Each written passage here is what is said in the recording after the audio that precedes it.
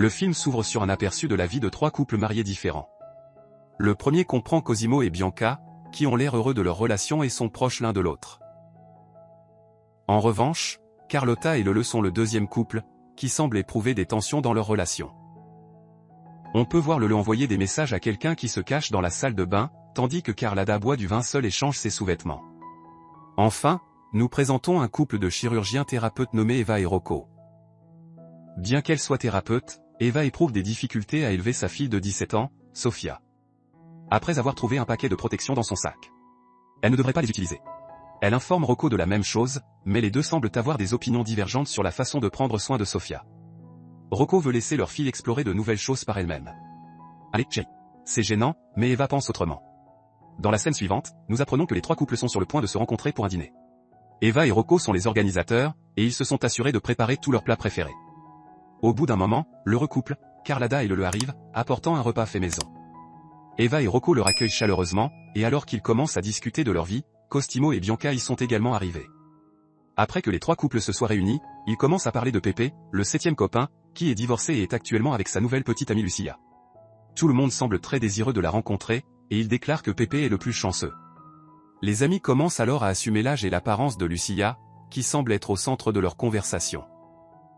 Peu de temps après, Pepe arrive enfin, mais il est tout seul sans sa petite amie. En voyant cela, ses amis deviennent immensément déçus. Ils interrogent Pepe sur l'absence de Lucia et il répond qu'elle n'a pas pu assister à la fête en raison de sa maladie. Après un peu de discussion sur la vie de Pepe, ils s'assoient tous pour dîner. Ils parlent d'une variété de sujets, y compris la façon dont ils font parfois face à des problèmes de compréhension mutuelle. Entre cela, ils discutent également de la façon dont la vie de l'une de leurs connaissances a été détruite par un message texte qui révélait que son conjoint avait une liaison. Cette discussion donne lieu à des perspectives et des points de vue différents sur qui est en faute. Certains pensent que la dame n'aurait pas dû vérifier le téléphone de son homme, tandis que les gars pensent que le courrier aurait dû être plus prudent et aurait dû supprimer le message. Drapeau rouge. Des drapeaux rouges partout.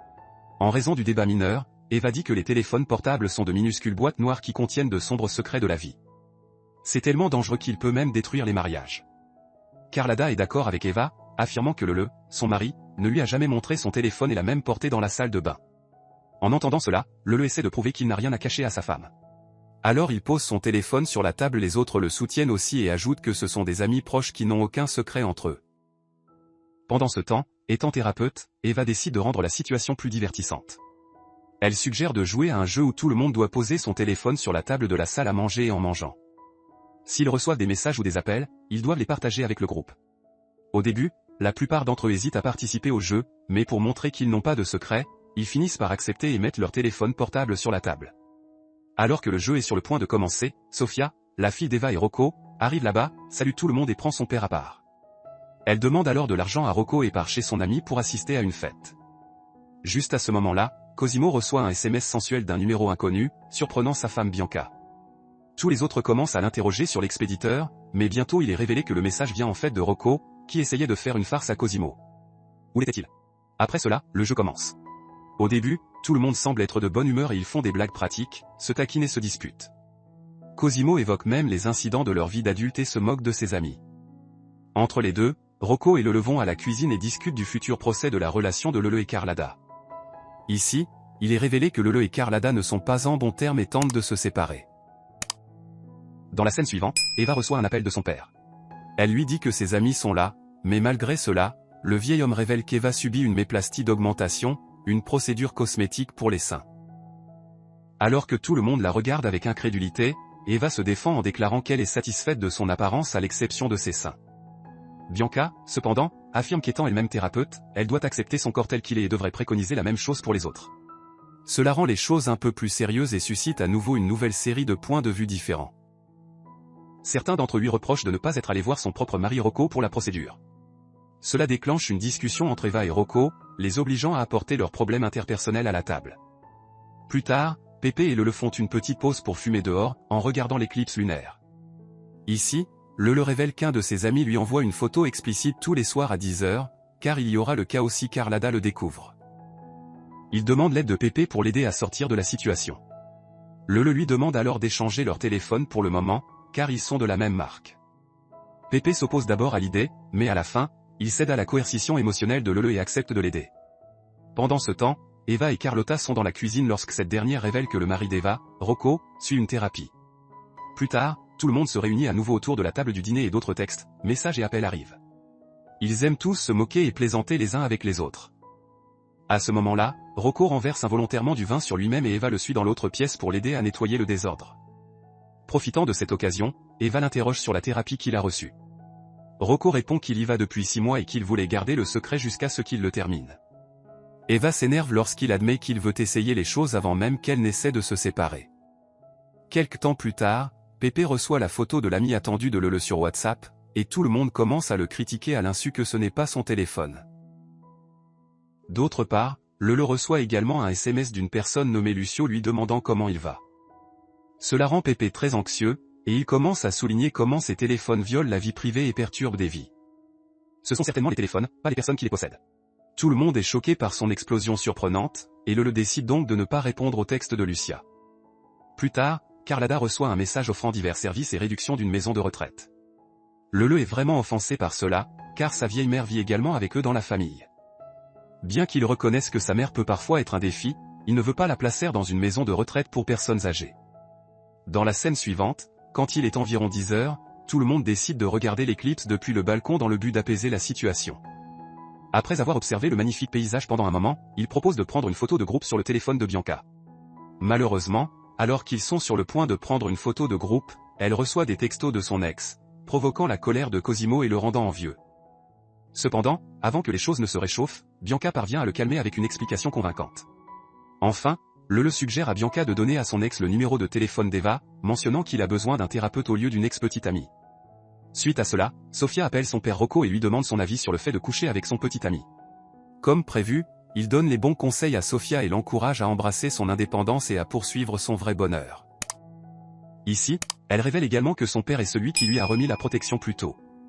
Après avoir entendu comment Rocco a géré la situation, même Eva apprécie son mari et apprécie ses conseils.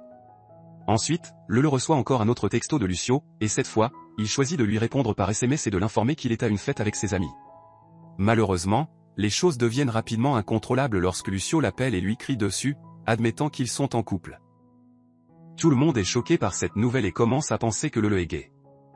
Ne réalisant pas que le téléphone appartient en fait à Pépé, Lele tente de le dissimuler, mais les choses deviennent assez compliquées comme sa femme. Carlada et Cosimo deviennent contrariés et irrespectueux envers lui. Même si Pépé essaie de dissiper l'idée fausse, Lele l'interdit, car il en a assez de leurs attitudes et les réprimande pour leur étroitesse d'esprit. Alors que la situation devient tendue, Cosimo reçoit un appel d'un homme lui demandant si sa fille a aimé les boucles d'oreilles qu'il a envoyées.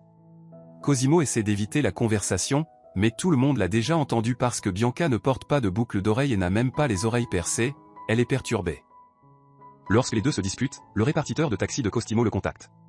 Bianca le ramasse à la hâte et apprend que la femme est en fait enceinte et tient l'enfant de Cosimo. Qu'est-ce que c'est encore la merde? En entendant cela, Bianca perd complètement le contrôle, alors elle et Carlotta s'enferment dans la salle de bain.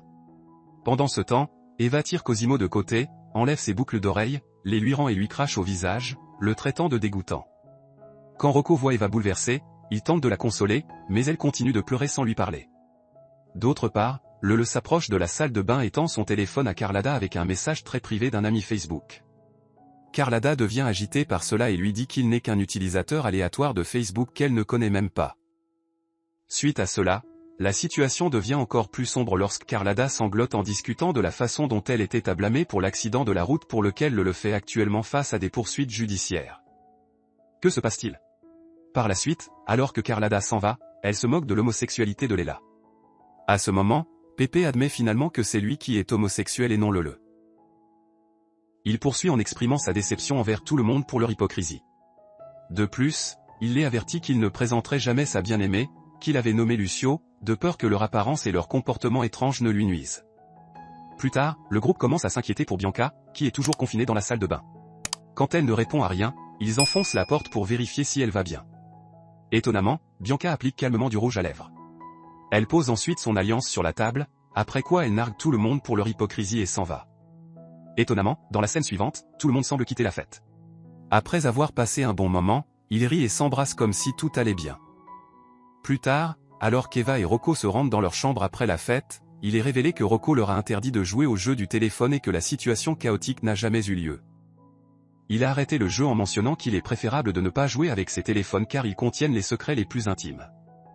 Eva exprime son inquiétude qu'il pourrait garder ses propres secrets, mais il en rit et lui tend son téléphone.